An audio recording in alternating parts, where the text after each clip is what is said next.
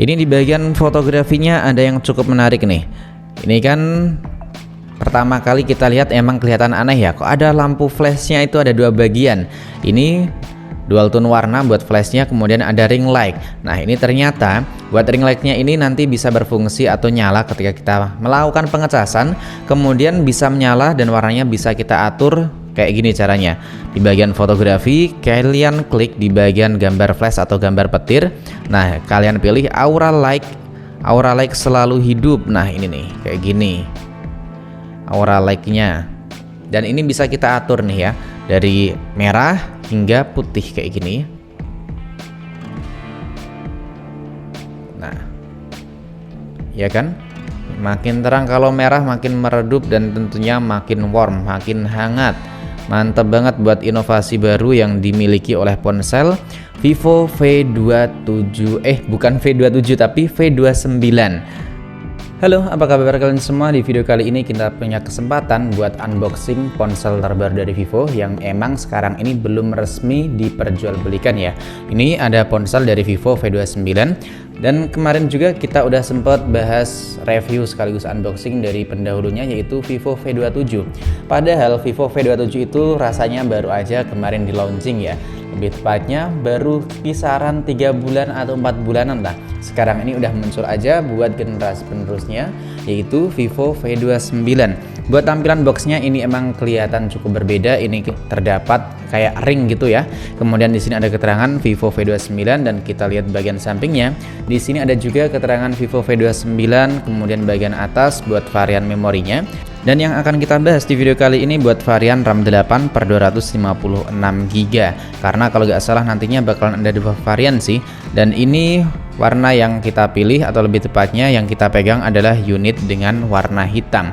Langsung aja kita unboxing sama-sama Vivo V29-nya.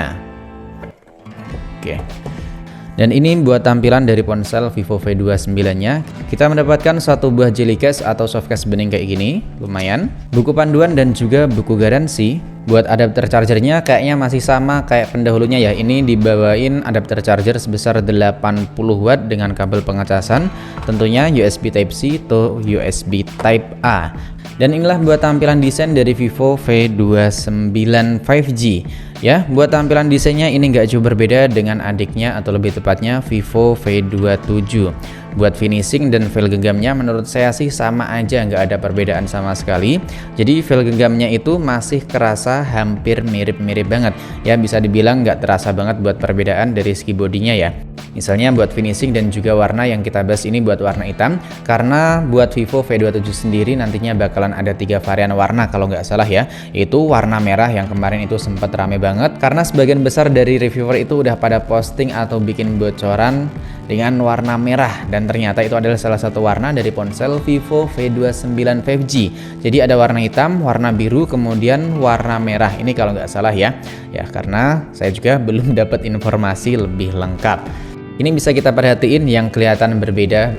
Kalau kita lihat sekilas aja, ini cuman buat setup dan juga buat tampilan kameranya. Jadi buat tampilan kameranya tuh di Vivo V29 lebih kelihatan gede kalau kita bandingkan dengan Vivo V27. Kemudian ini terdapat lampu ring light kayak gini ya. Tapi sebenarnya buat lampu LED flashnya itu yang ini nih bagian atas. Nah kita lanjut. Ini kita pinggirin biar lebih fokus ke ponsel Vivo V29-nya. Jadi buat backdoor dari ponsel Vivo V29 ini tentunya udah pakai backdoor berbahan kaca, dan finishingnya ini menurut saya nggak terlalu licin-licin banget. Jadi misal kita pakai satu tangan kayak gini, ini tetap terasa cukup nyaman, nggak terlalu khawatir misalnya jatuh ya, maksudnya nggak terlalu licin. Kalau jatuh sih tetap khawatir ya. Kemudian buat finishing atau bagian setup kameranya ini terbilang kelihatan cukup gede kalau kita bandingin dengan Vivo V27 ya kan. Buat housing kameranya kelihatan lebih memanjang ke bawah, kemudian buat lingkaran kamera atau rumah kameranya ini lebih kelihatan gede di Vivo V29. Pertama kali saya lihat ini ponsel, saya kiranya tuh cuman pakai 2 kamera aja di bagian belakang ya. Dan ini saya kira punya 2 lampu LED flash, ternyata buat lampu LED flashnya di bagian kamera cuma di bagian samping, dan bagian bawahnya ini juga ada satu buah kamera yang nyempil kecil banget kayak gitu. Lalu di sini terdapat keterangan Auralight OIS kamera, mantap banget ya. Lanjut di bagian samping di sini terdapat satu buah tombol power, kemudian ada dua buah tombol volume, kemudian di bagian atas di sini terdapat satu buah lubang noise cancelling atau lubang mikrofon. Dan seperti pendahulunya di sini masih ada keterangan professional portrait, mantap banget nih tentunya.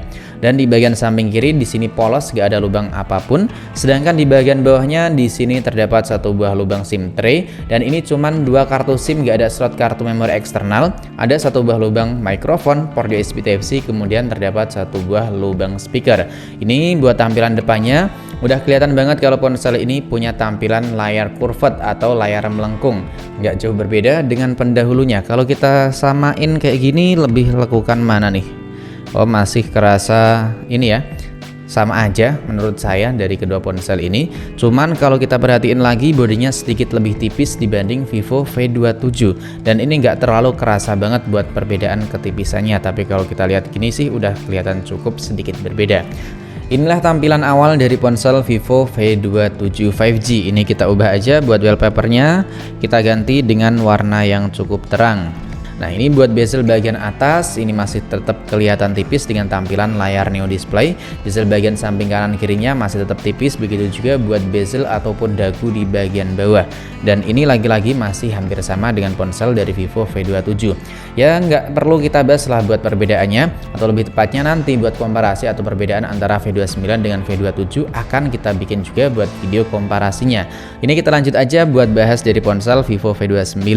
Buat layarnya ini udah kelihatan cukup sedikit berbeda buat layarnya ya, buat warna lebih tepatnya.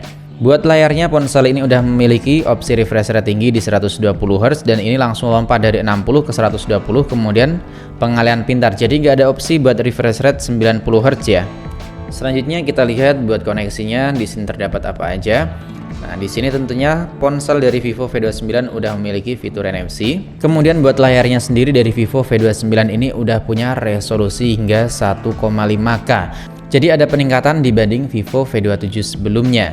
Kemudian langsung aja kita lihat di bagian tentang ponsel. Di bagian tentang ponsel di sini bisa kalian perhatiin udah pakai Vantage OS versi 13 dan tentunya pakai Android versi 13 juga. Buat prosesornya ini peningkatan dan juga perubahan kalau kita bandingin dengan ponsel-ponsel dari Vivo sebelumnya. Sekarang udah pakai chipset gaming dari Snapdragon 778G octa-core prosesor. Ini chipset yang sangat kita banggain buat performanya dan juga suhunya itu stabil banget. Buat RAM-nya ini 8GB, punya virtual RAM di 8GB, kemudian memori internalnya udah lega di 256GB. Dan kalau nggak salah nantinya Vivo V29 akan ada dua varian, yaitu 256GB buat varian terendah dengan RAM 8GB, kemudian ada juga buat varian tertinggi 12/512GB. Dan harga buat varian tertingginya itu kalau nggak salah ada di 7 juta kembali Rp1.000, sedangkan buat varian yang kita review atau 8/256GB buat harganya itu masih sama kayak kemarin di 6 juta kembali Rp1.000. Dan dikarenakan ponsel ini kan tentunya udah kita tahu semua ya, pasti lebih berfokus di bagian sektor fotografi dan juga desain udah kita bahas. Jadi sekarang ini kita buka aja di bagian menu kamera. Nah, di bagian menu awal di bagian kameranya ini terdapat ya kamera ultrawide dengan ukuran 0,6, kemudian 1 kali zoom dan 2 kali optical zoom. Kita cek buat zoomnya bisa nyampe 20 kali. Kemudian di bagian mode portrait di sini terdapat beberapa filter ataupun efek yang bisa kalian pilih. Bisa kalian coba satu persatu, nanti akan kita kasih juga buat sampelnya. Ada juga mode malam. Buat perekaman video di sini ada video perekaman malam atau lebih tepatnya video malam hari. Buat resolusi perekaman videonya bisa kita perhatiin sama-sama. Dari yang terendah di sini di 720 nyampe 60 fps, 1080 hingga 60 fps dan 4K di 30 fps.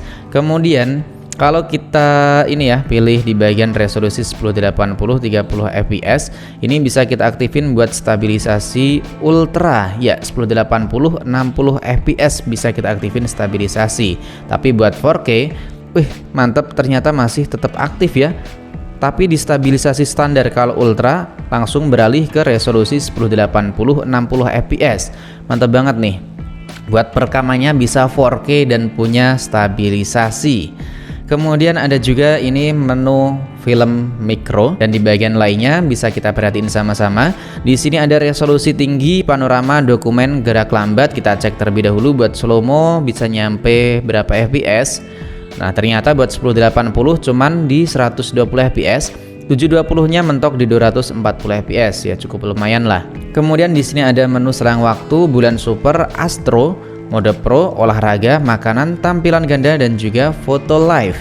Sedangkan buat selfie kameranya di sini di bagian atas terdapat keterangan mode HD. Kita cek, portrait HD, portrait HD otomatis, dan ada juga fitur HDR. Sedangkan di bagian menu bawahnya di sini ada 0,8, jadi punya kamera depan ultra wide, mantep nih.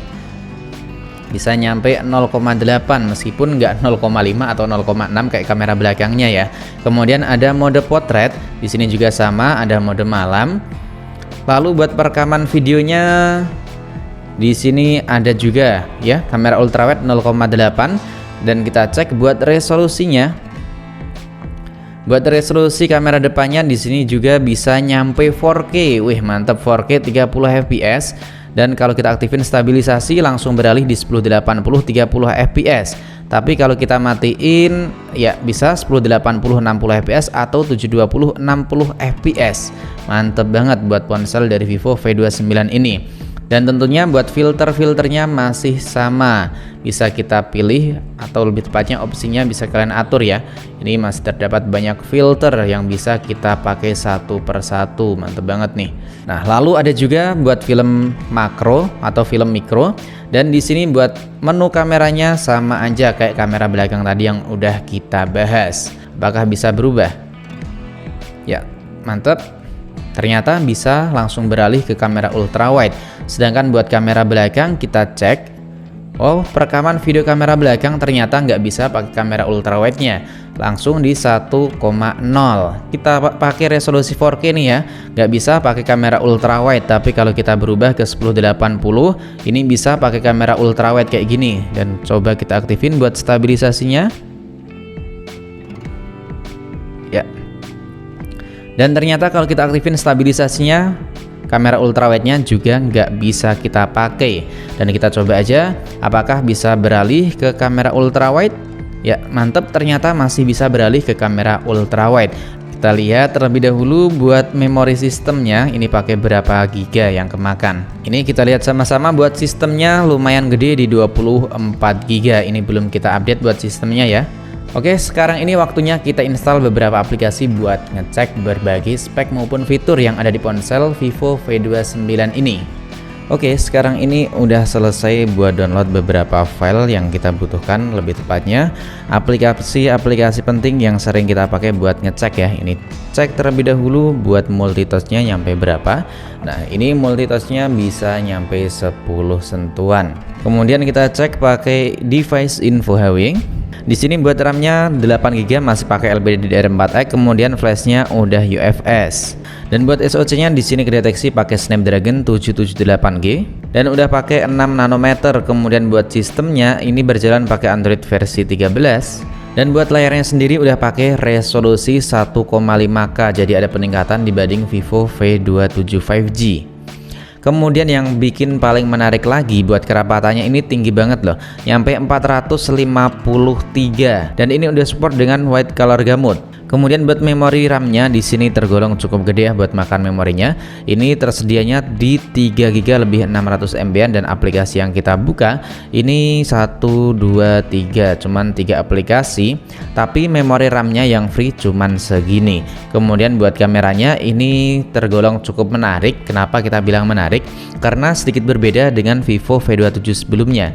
Ini buat kamera utama 50 megapiksel, kamera belakangnya pakai sensor dari Samsung S5 KGN5, kemudian 50 megapiksel buat kamera selfie-nya, dan di sini ada 8 megapiksel OmniVision buat kamera ultrawide, kemudian 2 megapiksel buat kamera depth sensor. Sedangkan buat kapasitas baterainya kayaknya masih sama ya di 4600 mAh. Selanjutnya kita cek buat sensor yang dimiliki oleh ponsel Vivo V27 5G.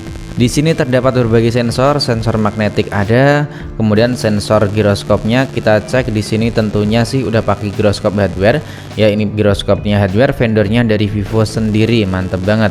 Selanjutnya kita cek lewat aplikasi apalagi tadi udah ya. Oh ya, buat Antutunya kita cek sama-sama. Oke, jadi buat Antutunya nyampe di 600 ribuan poin dan ini pakai Antutu 3D Bench, bukan yang versi Lite ya.